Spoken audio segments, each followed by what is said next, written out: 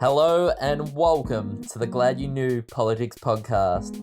I'm Rhys Ryan, and here with me as usual is Nathan Ang. On this week's episode, we speak to Danielle Lemi from the Southern Methodist University in Dallas, Texas. Recently, Kamala Harris has been picked as Joe Biden's running mate for the 2020 US presidential election in November against Donald Trump. Since then, and for many, it has been a revelation that Kamala's parents are from Jamaica and India, meaning that Kamala Harris is a multiracial woman of color. We wanted to know more about what it means and why it is significant when we talk about multiracial identity and its effect on voters. Well, Nathan, it really is such a fascinating case. I especially love when Danielle tells us about her big plans to shake up the ivory tower of academia. So, let's get stuck into it with this week's guest, Danielle Lemi.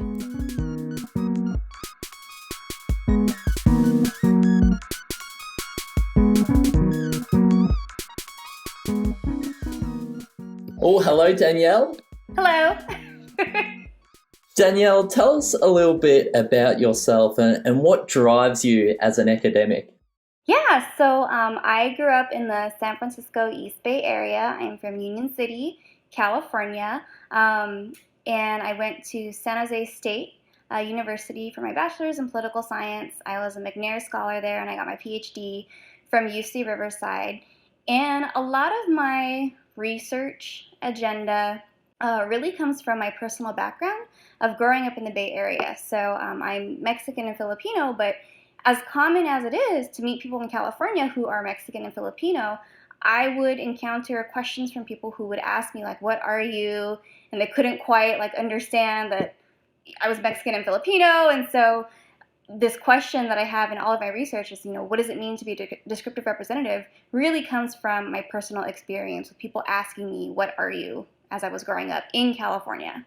I think that's just such a phenomenon now that we are in a world where everyone's more interconnected and there's more mixing of races, where we are friends with people from all kinds of background, and especially like myself as well. I think where we get those questions of where are you from, and I'm born in Singapore, but I don't really feel like I'm from there because I moved down when I was really young, and so when people ask me, I feel like, oh, I feel I'm Australian, and I am Australian, I am a citizen, but I guess when they're asking you where you're from, they're asking you, like, where are you born, what's your ethnicity, and things like that. And I think that's just one of the things that I recently have, I think, come to realize, but I don't think I still totally grasp how big a role race plays not only in American politics, but American society as a whole. And can you tell us a little bit more about your research and why it's important to the conversation? Yeah, so my research on descriptive representation, it's important because we have all these increased calls for representation of communities of color in institutions like state legislatures, in Congress.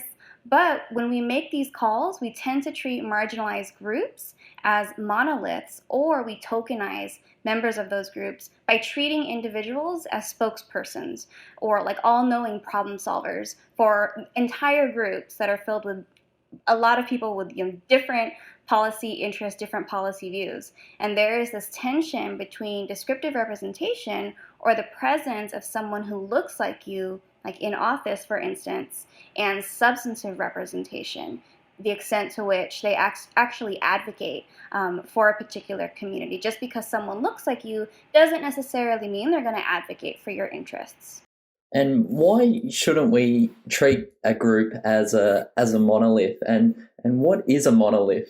Yeah, and so a monolith is just basically saying that different parts that form the whole are completely the same, right? And so treating groups as monoliths, it ignores the real policy interests that members of distinct subgroups within a larger group may have, whether it be variation by race and gender, variation by race and class, race and sexuality, and all of these different categories together. You're collapsing all of that nuance into a big block. So would that also mean just people having just different views in a group? Like when we think of usually white voters, you've got the rural people that are rural whites, and maybe people in the city. But I guess if you treat certain groups as a monolith, like maybe the Latino community, you're just going, all of them only think a certain way. Is that what you're trying to say? And for like the Latinx community, for instance, there's a lot of variation by, ethnicity, skin tone, class, exactly what you're saying. Yeah, and when I think of this, I also thought about recently when Joe Biden said, like, unlike the African American community, should I say, with notable exceptions, the Latino community is incredibly diverse community with with incredibly different attitudes about different things, and so I guess that was such a weird moment to see a politician kind of group or just give a blanket overview of a whole community, and seems to be disregarding them. Right, and that was an instance of, Biden treating African American voters as like a monolith, that everybody has the same policy interests, everyone thinks the same, and it's just not true. And all right, so can you tell us a bit more about your research? Because now with Kamala Harris as the vice president pick for the Democratic side, can you tell us a little bit more about your work on race and representation and how your agenda is driven? Yeah, so my agenda, it's really driven by, this question of like interrogating like what it means to be a descriptive representative. And my work is done in the American politics context. And when I was in grad school, I was reading all this new stuff for the first time on race and representation. And one of the things that political scientists do is they go out and they conduct interviews with legislators. And what they're trying to do is gain deeper insight into some phenomenon. In this case, the relationship between a legislator's racial background and like what they actually do in the legislature, because they're trying to make an informed guess about this relationship between race and representation. And what I found was that existing research, it tended to focus on one group at a time, so focusing on how race works for one group in the legislature, and it tended to also neglect multiracial legislators. In my work, I define that by legislators who have interracial parentage, and we can talk more about some of the challenges with that, but it tended to neglect this whole group. And as I was reading it, I thought, okay, well, how would this apply to me and my experience, coming from California? What if I wanted to run for office? Like, what do I take away from this work? And like, how would voters respond to me? And like, what does it even mean to be descriptive representative or a member of a particular group? And so in my work, I went out and I go and I talk to different state legislators and I sample people from different groups because I'm trying to capture variation across different groups. And what I find in some of my research is that multiracial legislators or multiracial politicians, they really have to like manage the perceptions that other people have of their identity. And you look like you're going to interject. Are you going to say something? Who, me or Rhys? Yeah, you look like you're going to ask a question, Nathan. Oh, no. I'm listening intently. Oh, okay. I thought you were going to ask a question. Okay, so I'll continue. If you would like to, yeah. Sure. And so what I found in some of my qualitative research and these conversations with state legislators is that, they have to manage perceptions of their identity. And, there's different instances of this, but, there could be this perception of, if you're assigned to two minority categories, you can join multiple racial caucuses within a legislature. So, like I am, Asian and Latinx, I could, if I were a politician, I could theoretically join, the Asian American caucus or the, Latinx caucus. And theoretically, I would have, two different groups to help me push my policies through.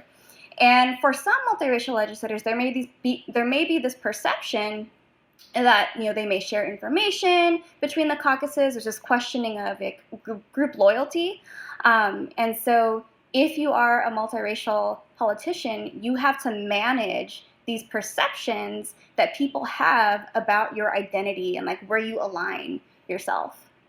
Well, I'm really interested to find out, Danielle, was there a moment where you thought that this is my moment to study this? Because it'd be so interesting when you meet people in your personal life and you tell them what your research is about, and how do you explain all of this invaluable information and life experience through people through the research and the interviews you conduct? Yeah, so it's interesting because when I was a grad student, thinking about all of this, I had to, learn a lot more and like be humbled really and understand like the way that I was approaching these questions was really driven by the California context, where it's very, very common to see, interracial families and their children, and like it was so common in California. And when I go out and I do my research, I'm studying the relationship between race, ethnicity, identity, and what you do in the legislature, and I want to know more about you. And it's been a really cool experience because, I'm very grateful that so many legislators have allowed me to either talk to them on the phone or visit them in their offices and like really share like their life histories with me. And so it's kind of, it's humbling and it's also really interesting to be able to have these kinds of conversations with legislators. You could be a terrific insider for politics now because you've talked to all these people, and as you said before about your research, that certain groups may feel that the politicians' loyalty might lie elsewhere because of their multiracial identity. Is there? I mean, when I think of politicians, just broadly, they kind of all have to manage their perception, their image. How is this any different from politicians that's just white or just black or not multiracial? Right. And so that's one of the things I think about a lot. Like, is this really distinct from, legislators assigned to any other category? And I think what makes multi-legislators distinct in some cases is the questioning of, are you or aren't you what you say you are? And so for some, they may experience, disbelief that you're saying, I am this and I am that. And it's like, well, are you really? What does that mean? And so they may encounter people who are skeptical about their background. And I guess it's harder to kind of box in people when you can't tell specifically what some people are, like their backgrounds. It's not you can't really fit them into a perception in your head or a stereotype or some kind of image or connection that you can easily say, I know, I can figure that person out because they are this. Mm-hmm. Yeah, and this comes into play in politics, and this is partially why I argue that multiracial politicians, in some ways, they can appeal to people across groups exactly because of what you're saying, because they don't conform to any one category. And so people from across groups may say, wow, that's kind of exotic, that's kind of neat, that's kind of cool. And so they treat multiracial people as like these exceptional novelties. And in my work, I do find that across groups, multiracial politicians, they do tend to be more likely to be selected, like voted for in an experimental context, than candidates assigned to monoracial categories. And so what I found in my work was that voters tend to be more likely to vote for a multiracial candidate completely outside of their group than a quote-unquote monoracial candidate outside of their group. When you talk about multiracial candidates and how, not only they have to manage their perceptions, but also you talk about their loyalty. How big a factor does this loyalty factor play in terms of voters and how they perceive candidates? I haven't really encountered instances like in interviews or anything where legislators actually experience like really negative consequences, but there's just this question of it. There's this feeling of it. And so I haven't learned about any stories from any legislators I spoke to like this actually had severe consequences where someone couldn't get support for their bill or anything like that, but there's just this lingering question about it. When I think about it, why don't they incorporate multiracial legislators? Is it because there is a lack of them, or perhaps like Kamala Harris, we don't really know about the multiracial background of our politicians? It's a little bit of both. In any given legislature, there are relatively few publicly known multiracial legislators. And so in the United States, it's called the 2 or more races population on the census is just about under 3% of the general population. And so in a given legislature, there are relatively few multiracial legislators present.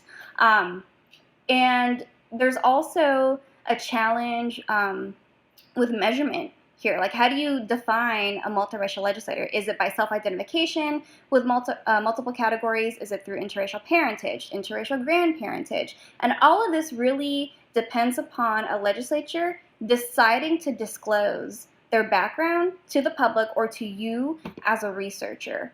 And for some politicians, that may be a part of their strategy. They may decide to build their background into how they present themselves to voters. But for other politicians, they may feel like that's just not really relevant for the public to know. And so our ability to even, know if there's a multiracial legislator in any given legislature just depends on information they've decided to put out with the public or put out to the public.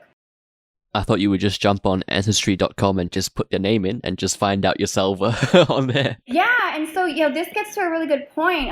Even the word multiracial, it's problematic, and defining people who are multiracial by parentage is very problematic because it reifies race as this biological characteristic when it's socially constructed. There's no biological basis for being a member of a racial category, or you're not going to have interracial parentage and be 50% this, 50% that. And so the actual term multiracial really upholds that myth of race as biologically inherited. Is it really hard, Danielle, to try and get people to understand that this is a real problem for people of a racial background who aren't an ethnicity or a racial background? You mean in terms of like multiracial identity? Yeah, that's it. Understanding the multiracial identity of a person. Yeah, I think it really just depends with, it depends on each person's own vantage point.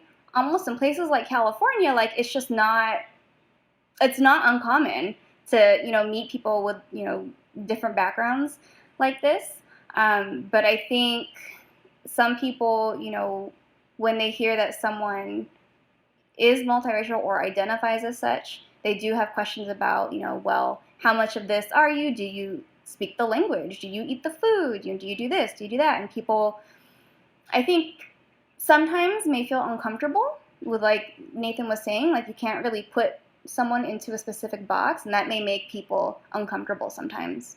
Because I guess when I think about race and ethnicity, I guess I kind of felt all this time that it was kind of biological. It's not something I thought about a lot or interrogated. You think about it in just a kind of a surface level sense where people ask you where you're from and do you fit this mold of a person. But can you tell me a little bit more about this myth that race is not biological? Right, and so part of this is it has to do, there's a really great book by Omi and Wanat called Racial Formation in the United States, and they have this concept called race as common sense. It when you see it. We have scripts in our head of what it means to be black, white, Asian, Latinx. And we assign biological characteristics like phenotypic characteristics like skin tone, like your nose shape, your eye shape. We assign those to racial categories, and when someone's appearance doesn't align with what we have in our heads, then that's when you get these questions like, well, what are you? And I can't tell. And how we perceive people's racial backgrounds, it really depends on the context. So in California, in the Bay Area, in my hometown, relative to non-white groups, there were relatively few white people when I was growing up, in school, in high school. And so when I was growing up, people often thought I was white. And then I went to grad school, and I was in a setting where it was mostly, well, I don't know exact numbers, but, academia and political science is a pretty white field. And I was immediately racialized as Hispanic. And so even within the same state, all I did was change my settings, and people perceived me differently in those settings. And there's all this research showing that if you change different different things about yourself, like your hairstyle, for instance, people will racialize you differently. And is that how you manage your perception for, back to the politicians when they say that multiracial politicians have to manage their perceptions to voters? Is that one of the ways in how they manage it in terms of their hairstyle and maybe what they wear or how they look? Because when I think about managing, all I really thought about was, do I choose to let people know I am multiracial or do I choose not to? But I wasn't aware there was more factors to it. Yeah, and so, when I talk about, that there's this need to manage the perceptions of others, it's more like there's this extra work that politicians have to do, and that's, and, spending energy on like clearly communicating who they are to different constituents if that's what they want to do, but also dealing with people questioning their identities. And so there is this politician named Hanson Clark.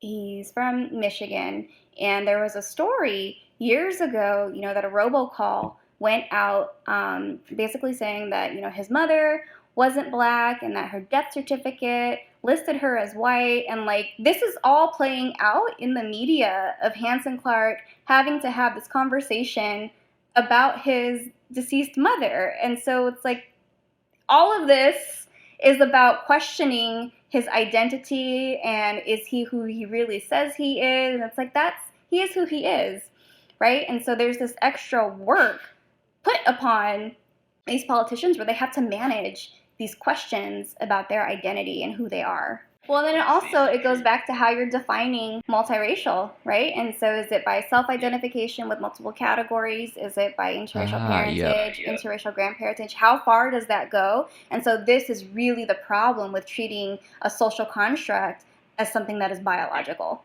And we stumble over how to talk about it.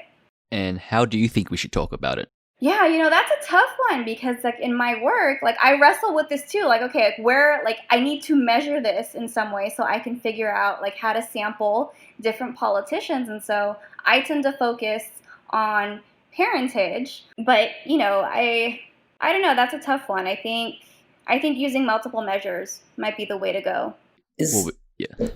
We're on fire today. Go on, Dave. No, you go. You're just excited. You can't help yourself. I've interrupted you enough, yeah. No, go for it. Yeah, and I guess when you talk about parents and and all these biological factors, I guess it's also so strange to me that now that when we also think about people questioning your background, and I guess people want kind of hard facts in a way of to say that if you show me this, then I can know for sure that you're who you say you are. And, and I guess it also takes back to what I thought about birtherism with especially Obama, where people went, well, obviously Obama, he's American, but he had, his parents are from Kenya, I believe, or they were, I can't remember exactly where they were from, but Donald Trump was like, show us your birth certificate so that we know who you say you are. Does that play a part into managing multiracial perceptions? I think the task of having to, manage how people perceive your identity, it's wrapped up in this larger picture of how Americans, tend to associate, how should I put this? Like, there's this idea that you can only be a citizen if you're white. You can only be American if you're white. And so that's kind of where this comes from, where, when we were experiencing, birtherism during, Obama's election, where people see, a person of color on the ballot and they're like, well, can he really be the president? Was he really born here? And you're also seeing that with Kamala Harris, too, where there is this policing of, people's, like their legitimacy to be here. They're I don't even know how to say it, but there is this policing of people's Americanness. Like, it kind of goes back to, Nathan, what you were saying, like, where are you from? Where are you really from? Like, where are your parents from? Like, this is what we're seeing. That's what we saw with, Obama, and that's kind of what we're seeing with Kamala Harris, with these accusations that, she's not eligible to hold office because she apparently wasn't born here, but she was born here. As you mentioned with Kamala Harris, would she gain an advantage leaning on her Indian background over a Jamaican background? And is there a benefit in accentuating these certain identities or backgrounds? Yeah, it kind of depends. And Harris is an interesting case. I think my work speaks mostly to local politics and how politicians who are just starting out might want to present themselves as they break into the political scene. For someone like Harris, she's well known, she's established, she has a record, and so for her, concerns about policy may ultimately outweigh concerns about identity. But again, she is the only Black and Asian American person on the ticket. And so kind of going back to what we've talked about with, multiracial people, they tend to get treated as exceptional novelties. She may be able to attract support from, a swath of different voters who see her as a descriptive representative for Black communities, for Asian American communities, and who are not a part of those communities and say, wow, Kamala Harris, she's so cool, she's so interesting, she's multiracial, and they might support her because of that.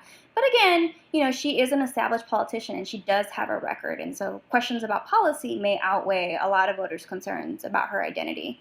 So should we almost change the conversation to people's views and their policies and the political commentary instead of focusing on their race? It's kind of there are pros and cons to doing that because, I do think, people, when they see politicians of color, especially first, a lot of folks, may feel a sense of pride. They may feel excited to see, someone from their community holding office, being in a legislature. But I think that this focus on, well, what are you? I do think that focus can be redirected towards, okay, how will you represent, the interests of marginalized people and people who are counting on you to advocate for them. Because Kamala is a multiracial candidate and you usually study local politicians, but in this case, Kamala's more of a vice president. She's not the one at the head of the ticket. How will she have an effect on Joe Biden as a perception of a presidential candidate? Because he's obviously very old and very white compared to her, who is much younger and not too white. Yeah, I'll be interested in seeing how all of this plays out as we get to the election and as we vote and find out the results. I'm not so sure. I mean, some people might think that Kamala Harris, she represents the future of the United States, and they may feel optimistic, supporting a Biden ticket with Harris on it. But again, both Biden and Harris are established politicians who have records that people are going to ask questions about. And so I'm not so sure how much of her background as a multiracial politician will inform perceptions of Biden. I guess it'll be more interesting, I feel, when an Asian American, when I say that, more Chinese or I guess Southeast Asian or East Asian politician gets onto the big stage, and there's all these questions about, I guess when you see kind of someone like me, you can't really pinpoint for sure. Like you say, he's from China, he's from Korea, Japan, Vietnam, all these countries, and it's so much harder to tell, I guess. And I guess it's similar for, I guess, also Black, where you go, which part of African American are you from? Where are your roots? And yeah, now I'm just realizing just how many questions there are when people perceive you and they have all these questions about. Yeah, I used to think about these questions as just why do people care so much about where you're from, right? It's like, especially coming to Australia, I feel like, yeah, just I'm Australian. Why are you question? Why is this need to question? Know exactly where you're from. And for Asian Americans, particularly in the United States, they experience the stereotype of a perpetual foreigner. Are you a citizen? Where are you from? Where are you really from? And that's a stereotype that's attached to Asian Americans in the United States. So to fix this issue, is this through education of the younger generation? Is the best way to tackle this? Part of it, I think, is education and, learning the history of the United States. I recently joined a reading group with some colleagues. It's called the Decolonial Reading Group. And we read about capitalism and settler colonialism. And I joined this other group. It's called the Native American Politics Group, and we read more about settler colonialism, and I was really struck at how much of this I just did not learn in high school, how much of it I also did not learn in grad school. And so there's so much that people don't know, and once you learn it, I think the next step is you have to care, and you have to imagine yourself as part of a larger community and do your part to take down white supremacy and address settler colonialism. And you have to care, and you have to think of yourself as part of a larger collective. One of the challenges in the United States is that we're such an individualist society where you just focus on yourself, focus on what you got to do, but we really need to care about other people who live around us, and we need to care about what other people experience, like the injustice that other people experience. We need to care about it. And when I think about trying to educate more people and I guess raise more awareness about race issues and how we can work towards a more integrated future where, racism isn't so prevalent, do you feel that, reading books is one way, to educate yourself and to join a reading club like you Listening to the have? podcast, Nathan. Yeah, or that as well. Or you have all these things. But I feel that these kind of ways are kind of out of reach for a lot of people. Like they'll just not be interested. And sometimes when I think about it as well, maybe, and I guess quote unquote easier way to do it would be through just integration, just knowing someone from another race, being friends with them, just intermingling. And I guess through that way I feel that through those kind of personal experiences, they can kind of shed away your perceptions of people, your stereotypes of people. Feels like a more accessible way than simply reading a lot of books to really know the history.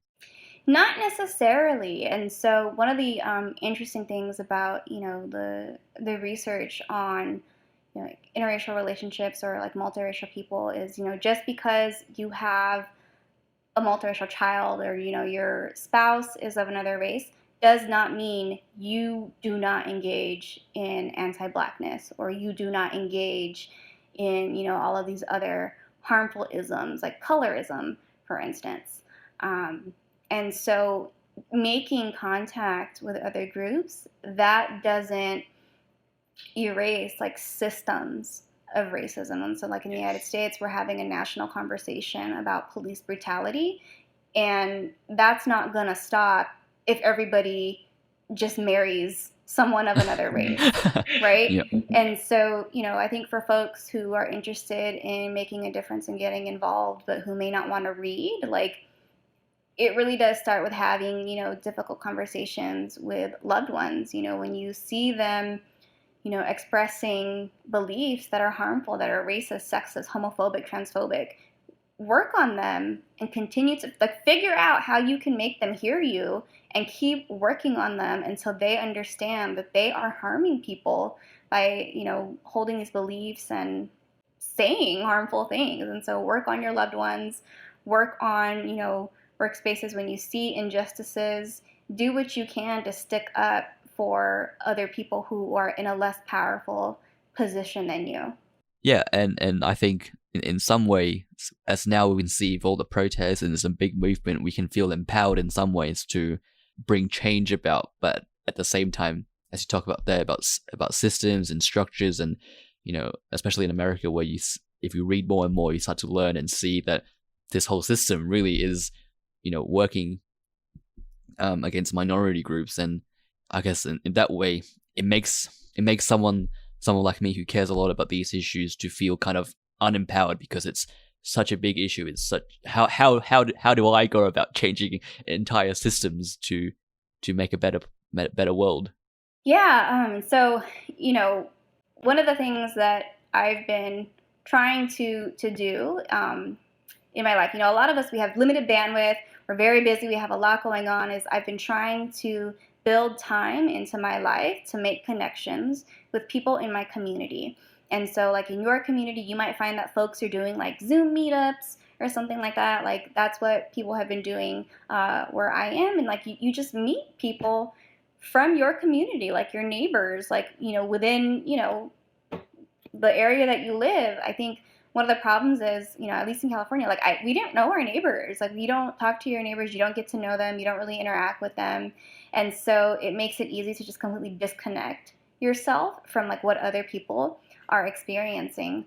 And so I think it really starts with reaching out to folks in your community and like building those connections and learning how to treat other people as part of your community.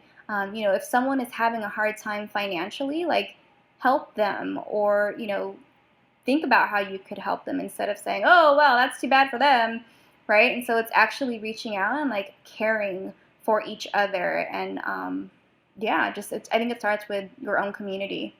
I find it so amazing that you were so empowered. You speak to academics, and it's almost like they're in their own ivory tower, but you've lived and experienced this from your own perspective. Was that probably not an advantage, but a way to educate and empower others through your research now? Yeah, I mean, I think my research, I focus on politicians, and so in political science speak, we call those elites. And so my work, I'm not actually doing like community engaged research. I'm not really, studying like everyday people, really. I'm studying politicians who are different from like people you talk to on the street. And so my work is not what we would call like community engaged research. At least I don't think it is. But I think that having the experiences that I've had, coming from the Bay Area, like my own personal experiences with people like asking me about my background, the experiences of my parents, their own experiences with like immigration or, with teen pregnancy or things like that, I think really contribute to what I do in the discipline. And so I'm part of this collective called Decolonizing Political Science. It's a virtual community with the Western Political Science Association, and it's a group of just super bad junior women of color who are really committed to really changing like the ivory tower or political science from the inside. And we want to address racism, sexism, elitism, the neoliberalization of the ivory tower and like academia. And I think that my background has definitely contributed to that, and also my own experiences with encountering elitism in academia. And so one of my visions for the collective is that we learn how to hold each other accountable for how we treat each other, and we envision like really building a real community where people look out for each other. But then, when someone treats someone poorly or, is harmful to someone else, we address it as a community, and like we actually care for each other. And so that's kind of where my personal background comes into play with what I do in the discipline. I'm just excited to see the academia version of the gang. So you've got AOC and Ilhan Omar, and I'm just excited to see the work you're going to be doing and just improving things, because from what I've read and looked at academia, it's very, in one sense, also westernized, very white, very male, and so I'm excited for this. Well, I'm excited for it too. It's a really cool project, and we're really excited about it. I'm excited to see some diversity, Nathan. Yeah. Well, thank you very much, Danielle. It was fantastic talking to you, and we look forward to having you back on soon. Well, thank you so much for having me. I enjoyed our conversation. Thank you, Danielle. Thank you. Thank you for listening to the Glad You Knew Politics podcast. If you haven't already, please subscribe to the podcast, leave us a rating and a review on what you thought about this week's episode, and any other questions you might have or issues you would like us to cover in future episodes. You can keep up to date with us and the podcast by following us at Glad You Knew on Instagram, Twitter, Facebook, YouTube, and LinkedIn. Links are in the description below.